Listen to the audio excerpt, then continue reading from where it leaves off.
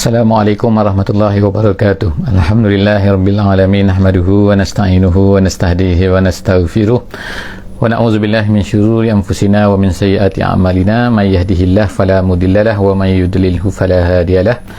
Nashhadu an la ilaha illallah wa nashhadu anna Muhammadan abduhu wa rasuluh. Allahumma shalli ala sayidina Muhammad wa ala alihi wa sahbihi ajmain. Alhamdulillah, bersyukur banyak-banyak kita kepada Allah Subhanahu wa taala. Pada kali ini kita dapat bersama-sama lagi dalam sesi tadabbur harian, setiap hari satu muka surat. Alhamdulillah, kita hari ini telah sampai ke muka surat yang ke-304. 304. Hari ini insya-Allah kita akan bersama-sama di muka surat yang terakhir daripada surah Kahfi. Daripada surah Kahfi. Jadi kita ada pada hari ini ialah daripada ayat yang ke-98 sehingga ayat yang ke-110. 98 sehingga ayat 110 daripada surah Kahfi. Jadi insya-Allah kepada semua sahabat-sahabat semua dapat membuka mushaf insya-Allah, dan juga jangan lupa insya-Allah untuk memberi feedback suara dan juga gambar, takut tak terang jadi insya-Allah kalau boleh tulis situ alhamdulillah maknanya alhamdulillah tu okeylah kan gambar dan suara tu terang, alhamdulillah. Terima kasih banyak-banyak. Jadi insya-Allah hari ini kita berada di akhir surah Kahfi ni. Jadi kita ingat bila kita sampai ke akhir surah Kahfi ni, kita ingat satu hadis Nabi sallallahu alaihi wasallam yang Nabi kata sesiapa yang menghafal ataupun yang menghafal 10 ayat yang terakhir daripada surah Kahfi ni ataupun 10 ayat yang awal daripada surah Kahfi, maka dia akan dipelihara oleh Allah Subhanahu wa taala daripada fitnah Dajjal. Jadi insya-Allah pada kali ini kita akan tengok insya-Allah apakah erti. Jadi fokus kita ialah bila kita baca setiap muka surat ni ialah kita nak tengok secara ringkas saja. Kita tak pergi kepada detail, kita tak pergi kepada tafsir-tafsir yang lebih detail, tafsir Ibnu Katsir ke tafsir Al-Alusi, tafsir Jalalain, tafsir apa lagi Qurtubi dan juga lain-lain. Kerana tafsir-tafsir itu sangat-sangat mendalam. Saya petik sebahagian daripada tafsir-tafsir tersebut insya-Allah rujukan saya seperti biasalah insya-Allah sahabat-sahabat semua boleh tengok di dalam description yang saya tulis. Rujukan utama ialah yang pertama sekali ialah sahabat-sahabat semua boleh tengok, iaitu daripada tafsir tafsir Jalalain, dan yang kedua ialah daripada tafsir Al-Wasit yang ditulis oleh Syekh Tontowi Mufti Mesir. Jadi daripada itu dia kumpulkan banyak, daripada tafsir Ibnu Katsir pun ada, daripada Qurtubi pun ada, dan juga daripada tafsir Al-Alusi pun ada. Jadi saya petik-petik yang terbaik lah, yang mampu kita buat dalam masa lebih kurang 30 minit pada setiap muka surat. Jadi insya-Allah kita mulakan hari ini dengan ayat yang ke-98 daripada surah Kahfi. A'udzubillahi minasyaitonirrajim. Bismillahirrahmanirrahim. Qala hadza rahmatun min rabbi fa idza jaa wa'du rabbi ja'alahu dakka wa kana wa'du rabbi haqqan. Sadaqallahul azim. Ayat yang saya baca tadi, ayat 98, menyambung cerita penghujung sebenarnya daripada cerita kisah Zulkarnain. Jadi kita baca pada muka surat yang sebelum ni, muka surat 303, tentang kisah Zulkarnain. Mereka bertanya, kamu wahai Muhammad tentang Zulkarnain, siapa Zulkarnain? Jadi kita telah bacakan bahawa Zulkarnain ni dia Allah Ta'ala telah berikan sababa kepada dia berikan sababa. Jadi yang masyhurnya, pendapat yang kuat mengatakan bahawa Zulkarnain ini salah seorang daripada orang soleh, dan dia bukan seorang Nabi, tapi ada yang mengatakan dia adalah Nabi. Wallahu a'lam bissawab. Dan kemudian yang keduanya, nama dia Zulkarnain kerana dikatakan, yang pertama kerana dia memakai topi yang ada dua, seolah-olah macam ada dua tanduk macam tu tanduk. Zulkarnain tu yang mempunyai dua tanduk. Tapi ada yang katakan bahawa Zulkarnain tu maksudnya ialah yang menguasai dua tempat naik, iaitu timur dan juga barat. Jadi sebab tu nama dia Zulkarnain, iaitu yang mempunyai dua tanduk, iaitu artinya ialah barat dan juga timur. Itu satu pendapat. Yang ketiga, dia ni daripada mana? Ada yang kata bahawa dia ni adalah daripada Yaman. Kerana biasanya ni setengah-setengah pendapat ulama bukan tak ada dalam Quran Jadi setengah ulama kata kerana orang-orang di Yaman menggunakan Zu ni ialah nama kepada raja-raja mereka, seperti Zunuwas, Zulkarnain dan sebagainya. Yang keempatnya, dia ni bukan Iskandar Zulkarnain, Iskandar Alexander the Great itu bukan. Kerana Alexander the Great itu daripada Greek itu adalah anak murid kepada Socrates, yang mana dia tu adalah penyembah berhala dan tak ada kaitan dengan Zulkarnain ni. Bilakah Zulkarnain ni, ada yang kata dia ni adalah sepah daripada Nabi Musa, ada yang kata sebelum itu, wallahu a'lam bisawab, Allah Ta'ala. Jadi itu semua adalah pandangan-pandangan saja yang disebutkan oleh ahli-ahli tafsir. Jadi kita tengok pada penghujung ni, dia telah Allah Ta'ala berikan kepadanya sababa ni itulah sebab lah kan, sebab ada yang kata maksud sebab itulah jalan, iaitu dia boleh berjalan ke sana, pergi ke sana, pergi ke utara, ke timur dan barat.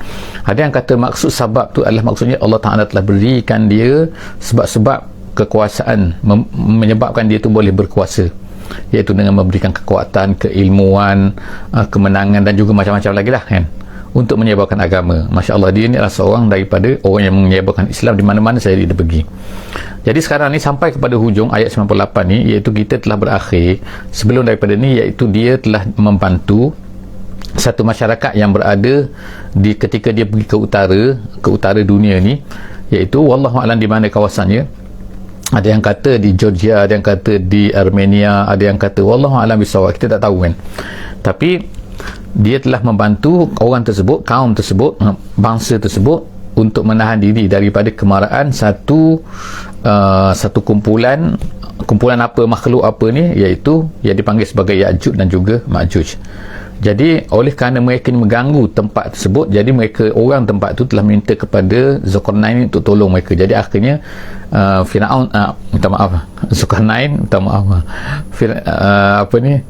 Zulkarnain telah membantu mereka ni untuk membina tembok yang besar.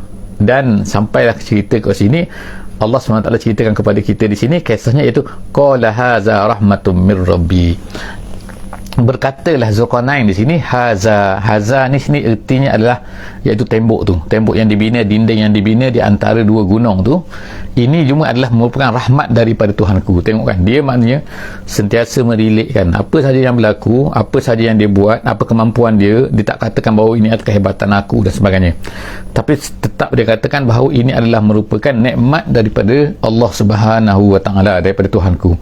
Nak cerita, maknanya dia ni sentiasa berdakwah kepada semua tempat dia pergi. Apa yang dia buat, dia akan kata ini bukan kehebatan dia, ini bukan kebijaksanaan dia, tetapi ini adalah merupakan rahmat daripada Allah Subhanahu wa Ta'ala.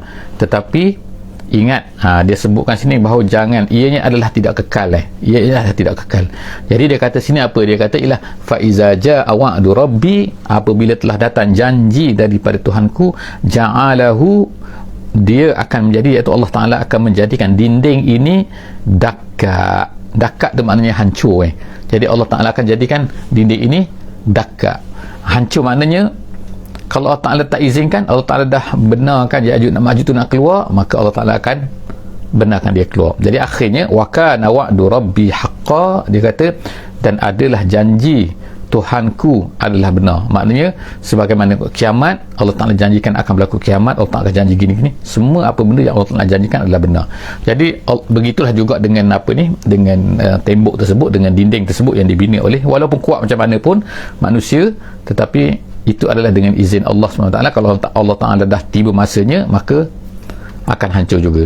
Kemudian seterusnya dalam ayat 99 dia kata sini, wa tarakna ba'dahum yawma izin yamuju fi ba'din, dan kami tinggalkan setengah daripada mereka, ba'dahum yawma izin, pada hari tersebut, yamuju fi ba'din, yamuju fi ba'din. Apa maksud sini wa tarakna ba'dahum ni? Maksud ayat ni ialah apabila tiba masanya, yauma izin, pada hari itu ni, apabila tibanya hari itu tu hari apa? Jadi ulama-ulama terbahagi kepada dua pandangan. Ada yang pertama mengatakan bahawa itu hari apabila telah terbukanya, apabila Ya'juj dan Ma'juj ni dah boleh panjat dah tembok tu, ataupun boleh tebuk dah tu kan. Jadi pada masa itu dia kata yauma izin yamuju fi ba'din, maka dia akan bergeluman, bercampur aduk, kerana dikatakan bahawa ini satu pendapat yang pertama pendapat pertama yang maksud yauma izin ni ialah pada hari runtuhnya tembok tu. Jadi pada masa itu akan keluarlah Ya'juj Ma'juj tu, dan sangat-sangat ramai mereka ni, seolah-olah ada setengah ulama tafsir kata seperti air laut yang memukul pantai, sangat-sangat ramai kan. Itu satu pendapat, sebab tu dia kata yamuju fi ba'din, mereka ni bercampur, bergeloman, bertindan-tindan maknanya kan, tersangat ramai. Tu satu pendapat kata kan. Tapi satu pendapat lagi kata maksud yauma izin sini ialah hari kiamat. Hari kiamat, iaitu Allah SWT kata pada hari kiamat nanti manusia semua akan bertindang-tindang, ramai-ramai semua, wa nufikha fis suri, dan lalu ditiupkan pada masa itu sur, iaitu malaikat meniupkan tu, malaikat Israfil meniupkan, fajama'nahum jama'a, dan kemudian kami akan kumpulkan kamu semua. Jadi daripada ayat 99 ni ialah apa yang dapat kita faham. Yang pertama sekali ialah ada setengah ulama tafsir kata hari tersebut akan datang, keluarlah Ya'juj dan Ma'juj, hari di mana jatuhnya, runtuhnya tembok tu. Yang kedua ialah hari kiamat, maksudnya yauma izin tu maksudnya ialah hari kiamat sini Jadi kedua-dua tu insya-Allah terpulanglah kita nak tu yang mana boleh insya-Allah tak ada masalah, sebab itu adalah pandangan-pandangan yang diberikan oleh ulama-ulama tafsir. Kemudian wa aradna jahannam, Allah Subhanahu taala sebut sini, kemudian ayat 100 wa aradna jahannam, Allah Taala kata dan kami bentangkan jahannam, neraka jahannam, yauma izin. Ni hari kiamat. Hari kiamat yang sebut sini sekarang ni hari kiamat, yauma izin. Jadi Allah Ta'ala kata dia akan bentangkan, dia akan bawakan, tunjukkan yauma izin lil kafirina arda, dengan sebenar-benar tunjuk kepada orang-orang kafir. Pada hari kiamat Allah Ta'ala akan tunjukkan apa? Tunjukkan tu neraka jahannam tu semasa di mahsyar lagi. Jadi dalam satu hadis diriwayatkan oleh Muslim disebutkan bahawa malaikat-malaikat akan datang membawa neraka jahannam itu, tunjukkan depan orang kafir itu. Mereka nampak pada masa itu semua akan takut lah kan. Jadi sangat-sangat hebat pada masa itu, kerana dia mempunyai, dia kata ditarik dia ada 7,000 tali, 7,000 penarik, tali yang menariknya tu, dan pada setiap satu tali itu, setiap penarik itu ada 70,000 malaikat yang menariknya. Nak cerita sangat-sangat besar, sangat-sangat hebat lah kan. Jadi manusia pada masa itu sangat-sangat takut Allah SWT sebut sini. Jadi Allah Ta'ala kata wa aradna jahannama yawma izil lil kafirina arda allazina kanat a'yunuhum fi rita'in an zikri. Allah Ta'ala sebut sifat dia. Kenapa Allah Ta'ala mereka ni kafir? Bagaimana sifat-sifat orang kafir ni? Allah Ta'ala sebut sini, iaitu allazina kanat, orang-orang yang mana adalah a'yunuhum maknanya mata. Jadi kalau dalam Quran bila sebut a'yun maknanya mata, kalau uyun maknanya mata air. Dia sama je, jamak dia asalnya satu perkataan, ainun tu makna mata, ain juga maknanya mata air. Tapi kalau jamak, kalau plural, dia akan jadi, kalau air mata dia akan jadi disebutkan uyun. Tapi kalau mata manusia ni disebut a'yun. Itu perbezaan sikit lah kan dalam Quran, itu keindahan dalam Quran lah kan.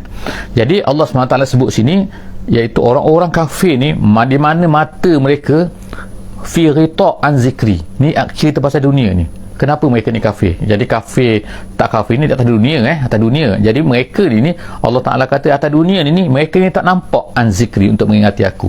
Kita cerita apa-apa untuk mengingati Allah SWT, mereka tak nampak, seolah mata tu ada penutup kan. Kemudian Allah Ta'ala kata wa kanu la yastati'una sam'a, dan kemudian mereka tak mampu pula tu untuk mendengar. Tak dengar, bukan mereka tak dengar, mereka bukan tuli, tapi sebenarnya mereka tak dengar. Kalau kita cerita, kalau kita bahasa Melayu lah kan, masuk telinga kanan, keluar telinga kiri. Kita cerita apa-apa yang kebaikan, cerita yang betul, cerita tentang Tuhan, cerita tentang tauhid, tentang Allah Subhanahu Wa Ta'ala, tentang agama, tak dengar apa-apa. Dia dengar kalau muzik dia masuklah. Kalau muzik dia akan lekat itu, akan ingat, boleh hafal. Kalau ni boleh hafal, kalau ni boleh hafal. Tapi kalau ayat Quran, kalau cerita tentang Islam, cerita benda, panas nak dengar, susah nak dengar kan. Itu maknanya ialah bahayakan sifat-sifat yang Allah Ta'ala sebutkan bagaimana orang kafir itu. Kemudian seterusnya ayat yang ke-102, Allah SWT sebut sini, afa hasibal lazina kafaru an yattakhizu ibadi min duni awliya. Allah Ta'ala kata, apakah orang kafir itu menyangka bahawa mereka ni boleh mengambil hamba-hambaku selain daripada aku sebagai awliya, sebagai penolong? Maknanya Allah Ta'ala sini kata ni, dapat tolong ke? Adakah mereka ni kalau apa-apa yang selain daripada aku, Allah Ta'ala kata, dapat tolong ke daripada azab Allah Ta'ala ni pada hari kiamat, pada hari bila-bila pun? Ada boleh ke? Adakah mereka sangka macam tu? Jadi orang kafir ni Allah Ta'ala sebut sifat mereka macam tu kan. Mereka menyangka ni bahawa orang kafir ni menyangka bahawa mereka ambil selain daripada Allah Ta'ala, padahal selain daripada Allah itu adalah hamba-Ku, semua tu adalah makhluk-Ku. Mereka tiba-tiba mereka ambil, tak kira lah patung ke, tak kira hawa nafsu ke, tak kira apa kan yang berlaku dalam dunia pada hari ini. Jadi Allah Ta'ala kata sini, orang kafir itulah perangai mereka, sebab itulah mereka jadi kafir, mengambil selain daripada Allah Ta'ala sebagai penolong. Jadi kalau kita orang Islam berperangai macam tu juga, maka adalah makna perangai kafir telah kita ambil pada dia. Jadi benda ni boleh berlaku iaitu walaupun kadang-kadang kita tak kafir, tapi kita kadang-kadang ambil perangai orang kafir tu menjadi perangai kita. Jadi Allah Ta'ala kata, inna a'tadna jahannama lil kafirina nuzula. Kami sediakan untuk orang kafir itu neraka Jahannam sebagai nuzula. Nuzula tu tempat turun, makna tempat tinggal, makna tempat berada, tempat duduk, tempat stay, gitu kan. Itu nuzula Kalau kata manzil, kita panggil manzil tu ialah rumah. Rumah tu sebab apa? Kerana mana-mana pergi pun kita akan nak balik ke situ juga. Itu sebab tu dia panggil manzil. Nazala, nazal tu makna turun. Turun tu makna kita akan turun situ seolah macam satu tempat yang rendah, tempat tinggi, maknanya air akan turun ke situ. Jadi kita panggil nuzula. Jadi maknanya Allah SWT kata orang kafir ni itulah tempat pergi dia, tempat duduk dia, tempat berada dia, di situlah Allah Ta'ala kami sediakan. Kul hal nunabbi'ukum bil akhsarina a'mala. Kemudian beritahulah kepada mereka, wahai Muhammad, kul hal nunabbi'ukum. Allah Ta'ala kata, beritahu kepada mereka, nak tak kami ceritakan kepada kamu, bil akhsarin a'mala, orang yang mana akhsar, amalan dia akhsar, maknanya dia bukan tidak beramal, dia beramal ni kan, tetapi akhsar maknanya dia paling rugi. Dia buat amalan tapi tak dapat apa. Macam orang bisnes, kalau bisnes rugi, buat apa bisnes jadi begitulah juga orang yang buat amal tapi rugi, penat tapi rugi, tak dapat apa pun. Nak tak aku cerita macam tu? Nak tak kami ceritakan? Ni Allah Ta'ala sebutkan ni. Jadi siapa dia? Allah Ta'ala kata, allazina dhalla sa'yuhum fil hayatid dunya. Orang yang mana dhalla sini bukan sesat, tapi dhalla ni makna sia-sia, makna sia-sia saja. Dhalla sa'yuhum, usaha mereka. Usaha tu makna usaha bersungguh-sungguh lah, penat lah. Tengok kan, habis masa, habis tenaga. Kita tengok kan, orang-orang kadang-kadang tu dia bisnes lah, penat kesana kemari, ya Allah kan. Masa kita tengok kan, tidur pun sikit, hebat lah kan, kerja bagus tu kan. Tapi sa'yuhum tu apa? Dhalla fil hayatid dunya. Dia hilang, tak dapat apa-apa. Dia usaha benar-benar atas dunia ni, tapi bukan dapat apa-apa. Kenapa? Yang pertama, tidak beriman lah kan, of course kan. Maka tidak beriman, semua benda tak dapat apa-apa kan. Mungkin dia dapatlah sedikit, Allah Ta'ala beri kepada dia kalau dia baik dia, di atas dunia ni. Kalau dia baik, maka Allah Ta'ala berilah sedikit kepada dia, tetapi di akhirat langsung tidak ada. Sebab apa? Sebab dia tidak beriman, dia syirik, tak percaya kepada Allah, tak percaya kepada rukun iman semua tu, maka tak ada apa-apa untuk dia. Jadi Allah Ta'ala kata dhalla. Inilah Allah Ta'ala kata yang rugi ni, orang yang bekerja tapi dia rugi, iaitu orang-orang yang mana sa'yuhum dhalla, usaha-usaha mereka yang mereka buat tu, penat-penat mereka tu, semua tu sia-sia fil hayati dunia, dalam hidup dunia. Kemudian wahum, itu dalam dunia, wahum yahsabuna annahum yuhsinuna sun'a, dan mereka ni pula rasa mereka rasa bahawa mereka ini buat baik. Dia kata sun'a tu maknanya ialah amalan, perbuatan, tindakan. Yuhsinu, mereka rasa baik. Tengokkan bahayanya kita ni, kalau maknanya kita ni buat satu benda, kita saja rasa baik, sedangkan benda tu tak baik. Jadi ingat maknanya kebaikan ini bukan kerana orang like banyak, kerana bukanlah kita ni masyhur, dia ni baik-baik, tapi sedangkan kita dengan Allah Subhanahu Wa Taala zero. Jadi ingat bahawa kita ni ialah yang penting, kita dengan Allah Subhanahu Wa Taala, kemudian dengan manusia. Dua-dua of course lah penting, tapi dengan Allah itu yang lebih penting lagi. Yang penting ialah kita ni ialah yuhsinuna sun'a. Janganlah hanya menyangka saja, menyangka amalan tu baik. Sebab apa? Sebab orang puji, sebab semua dapat anugerah, sebab apa semua, tapi di sisi Allah SWT tak ada apa-apa. Dhalla. Jadi ingat insya-Allah kita nak kita ni amalan kita di atas dunia ni adalah amalan yang bukannya dhalla, tapi dikira, bukannya sia-sia macam tu saja kan, bukan angin. Bukan di delete kalau delete dalam komputer kan, delete macam tu saja, tak, tapi ada kan, tertulis di sisi Allah Subhanahu Wa Taala. Kemudian Allah Taala kata ulaikal ladzina kafaru, mereka itulah orang-orang yang kafaru, orang-orang yang kafir bi ayati rabbihim, tak percaya dengan ayat-ayat Allah Subhanahu Wa Taala, Tuhan mereka. Kemudian waliqaihi, dan juga tak yakin dengan perjumpaan dengan Allah Subhanahu Wa Taala, tak yakin dengan akhirat lah. Kita katakan tak yakin kepada dosa dan pahala, tu fahabitat a'maluhum, kerana mereka tu tak yakin, mereka tak percaya dengan dosa dan pahala, so fahabitat a'maluhum, perbuatan mereka tu langsung tak ada apa-apa, habitat, gugur. Gugurlah amalan-amalan mereka tu. Fala nuqimu lahum yaumal qiyamati wazna. Dan Allah Ta'ala kata, kami fala nuqim maknanya lah kami tak ambil kira langsung pun, tak ada dalam timbangan. Fala nuqim makna tak ada dalam perkiraan langsung. Fala nuqimu lahum yaumal qiyamah, pada hari kiamat langsung tak ada kira-kira. Dalam kita tengok zero, tengok macam orang kena scammer lah sekarang kan, duit ada juta-juta dalam bank, tengok hilang, kosong. Sebab apa? Dia ambil oleh orang kan. Macam mana, contoh lah, kata contoh kan. Jadi begitulah atas dunia ni, dia kata dia buat banyak, tiba-tiba pergi ke akhirat tengok zero, tak ada apa-apa. Jadi Allah SWT kata fala nuqimu lahum yaumal qiyamati wazna, pada hari kiamat langsung Allah Ta'ala tak ambil kira, tak ada dalam timbangan langsung pun, kosong. Zalika jazauhum, Allah Ta'ala kata sebab tu zalika jazauhum, maaf zalika jaza, itulah dia balasan dia. Zalika jazauhum jahannam, itulah dia balasan dia. Allah Ta'ala kata jahannam, neraka jahannam, maknanya sesuai lah untuk mereka ni neraka jahannam. Zalika jazauhum jahannam bima kafaru. Tengok, sentiasalah Allah Ta'ala sebut sini, biasa ada ni Allah Ta'ala sebut kenapa mereka ni masuk neraka, kerana bima kafaru, kerana kekufuran mereka, kerana mereka tak percaya sangat, dah tak percaya sangat kepada syurga, tak percaya sangat kepada adanya neraka, tak percaya sangat adanya dosa pahala. Sekarang dapat apa, tengok ada, dah awak nak apa lagi, tak payah nak lah, sebab apa, dah tak percaya. Jadi Allah Ta'ala kata situ, tengok kan, zalika jazauhum jahannam, dah masuklah neraka jahannam, untuk mereka lah balasan mereka jahannam, bima kafaru, dengan sebab mereka tu kufur.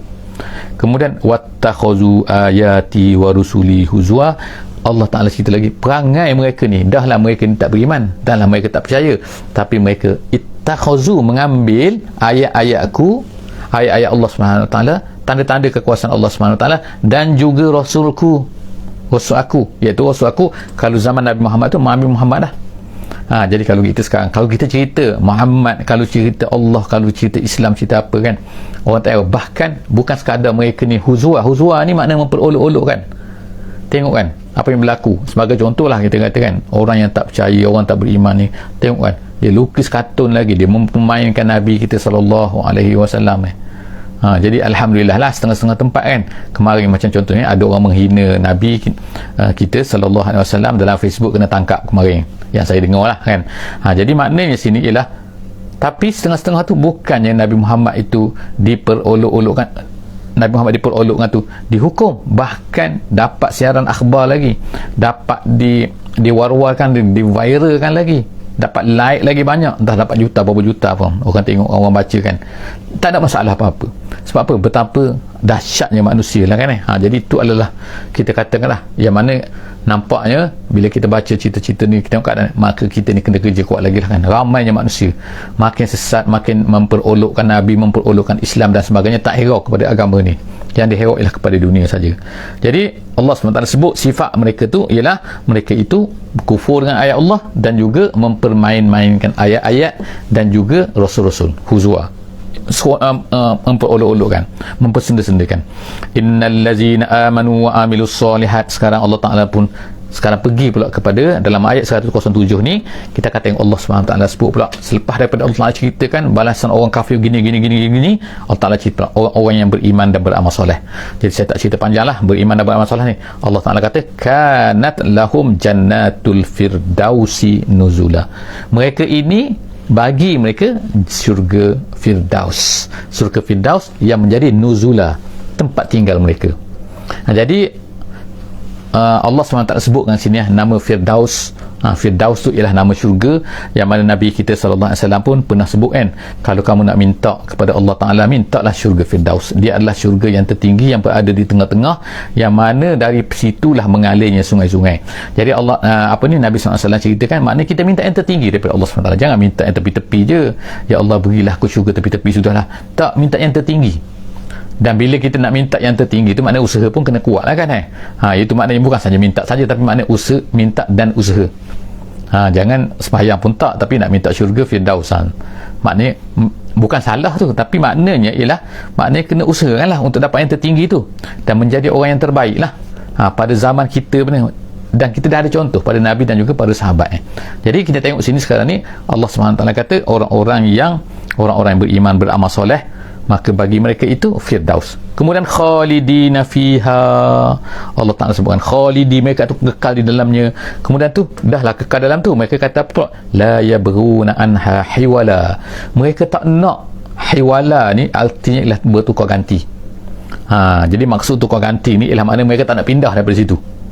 Hiwala maknanya tak kira lah kalau kita duduk kan lama-lama, contohlah kata kita duduk atas dunia ni kan, kita duduk rumah hebat mana pun kadang-kadang boring juga, kita nak keluar juga kan, orang panggil, orang jumpa kita nak pergi taman sana. Tapi orang duduk dalam syurga ni, orang buat apa-apa dia tak nak tukar dengan lain, nak yang tu je, dah seronok dalam tu kan, tak ada boring-boring, tak ada bosan-bosan. Jadi tu Allah SWT sebut kan bahawa mereka ini tak nak hiwala pergantian, mereka tak nak tukar-tukar dah, tukar ganti tak nak dah, mereka nak yang tu saja. Qul law kana al-bahru midan, seterusnya ialah Allah SWT sebut pula tentang kekuasaan, ilmu, hukum Allah Subhanahu Wa Taala yang dipanggil sebagai kalimatullah. Allah Ta'ala katakan wahai Muhammad, kalaulah law kana al-bahru, law itu menjadi midad. Midad ni maknanya yang menyalur terus, bantuan, asalnya bantuan, tapi orang guna untuk makna pen tu kan, sebab pen tu dakwah dia terus mengalihkan, yang bawah tu tulis, yang atas tu terus membekalkan. Macam pulpen pun sama lah kan, dibekal, itu nama dia midad, bantuan lah kan. Kalau tentera tu midad tu makna bantuan, yang belakang sambung lagi. Jadi di sini maknanya dakwah ni. Katakan wahai Muhammad, kalaulah laut itu menjadi dakwat li kalimati rabbi. Apa maksud kalimat sini? Kalimat, ada yang kata makna kalimat itulah nikmat Allah Subhanahu Wa Taala, makna kira nikmat Allah. Ada yang kata maksud kalimat situ maksudnya ialah hukum-hukum Allah, ayat-ayat Allah. Ada yang kata maknanya ilmu Allah Subhanahu Wa Taala. Jadi semua tu boleh. Katakan kalaulah laut ini menjadi sebagai dakwat untuk menuliskan kalimat Allah tadi, nescaya habis laut tu qabla an tanfada kalimat rabbi, habis laut sebelum daripada habis apa yang nak cerita tu. Daud jadi dakwah pun habis. Walau ji'na bimislihi madada, walaupun diganda-ganda, datang lagi seperti itu pun habis juga, tak habis-habis kalimat Allah Subhanahu Wa Taala. Kemudian kul innama, kemudian katakan wahai Muhammad, kul katakan aku ini manusia, aku ni beranak, aku ni sakit, aku ni diperanakkan, minta maaf aku ni diperanakkan, aku ni sakit, aku makan, ana bashar. Katakan, beritahu kepada mereka, aku ni bukannya malaikat terbang tak makan dan sebagainya, aku ni manusia, mislukum, sama seperti kamu. Katakan, beritahu kepada mereka wahai Muhammad, yuha, cuma aku ni diwahyukan, yuha ilayya annama ilahukum ilahu wahid, iaitu nak beritahu bahawa Tuhan satu. Bukan aku ni anak Tuhan, bukan aku ni gini-gini, bukan kan, tak. Aku sama dengan kamu dari segi manusia, cuma aku ni dia dapat wahyu daripada Allah Ta'ala. Beritahu kepada mereka yang macam tu wahai Muhammad, dan beritahu bahawa Tuhan tu satu. Faman kana yarju liqa'a rabbih, oleh kerana tu maka sesiapa yang berharap, yang yakin berharap sini makna yakin yakin akan berjumpa dengan Allah Subhanahu Wa Taala, liqa'a rabbih, maka syarat dia ni dia, hendaklah yang pertama falyamal amalan solihah. Kalau dia yakin berjumpa dengan Allah, yakin dengan akhirat, yakin dosa, yakin pahala, maka hendaklah dia beramal dengan amalan soleh. Kemudian yang kedua, wala yusyrik bi'ibadati rabbih ahada, jangan syirik dengan apa-apa pun. Syirik kepada Allah SWT so akan batalkan, walaupun amal soleh bagaimanapun, walaupun amalan bagaimana baik pun, ikut Nabi kan banyak mana pun, tapi kalau ada syirik tak boleh. Jadi ada dua perkara di sini ulama sebut di hujung surah Kahfi ni, iaitu kita hendaklah, Allah Ta'ala minta kepada kita supaya yang pertama kita ikhlaskan kepada Allah Ta'ala saja, jangan bercampur, jangan syirik dan sebagainya. Dan yang kedua, hendaklah beramal dengan apa yang diajar oleh Nabi Sallallahu Alaihi Wasallam yang dipanggil sebagai amalan soleh. Jadi kalau buat jahat tapi ikhlas, tak jadi juga. Kalau ikhlas tapi tak buat baik, tak jadi juga. Jadi kena ada ikhlas, kena ada amalan yang soleh mengikut Nabi Sallallahu Alaihi Wasallam. Bukannya yang ni saja tapi ni tak ada, ni ada tapi tak ada pun tak boleh, mesti dua-dua. Jadi sebab itulah Allah Ta'ala kata siapa yang kata faman kana yarju liqa'a rabbih falyamal amalan salihan wa la yusyrik bi ibadati rabbih ahada. Alhamdulillah, sadaqallahul azim. Setakatlah saja insya-Allah daripada surah Kahfi. Jadi insya-Allah kita jumpa akan datang surah Maryam, insya-Allah muka surat 305. Jadi insya-Allah jangan lupa insya-Allah untuk share sesi kita ni, link kita ni. Share nombor satunya like, kerana like ni dia akan membantu insya-Allah mempopularkan, meramaikan lagi, dia akan menyebarkan lagi. Jadi sila like, tekan saja like tu kat bawah, kemudian jangan lupa tekan loceng, kemudian subscribe dan seterusnya. insya-Allah beri komen apa-apa yang patut insya-Allah kan. Banyaknya komen pun akan diambil kira juga dalam penyebaran video kita ni kan. Nak macam mana orang punya kan, orang punya syarikat kan, kita hanya menggunakan setakat ni lah manfaatkan. Jadi insya-Allah wallahu a'lam bissawab. Aku qouli hadza wa astaghfirullahal azim li wa lakum. Wassalamualaikum warahmatullahi wabarakatuh. Bismillahirrahmanirrahim. Wal 'asri innal insana lafi khusr illa allazina amanu wa amilus solihat wa tawasaw bil haqqi wa tawasaw bis sabr.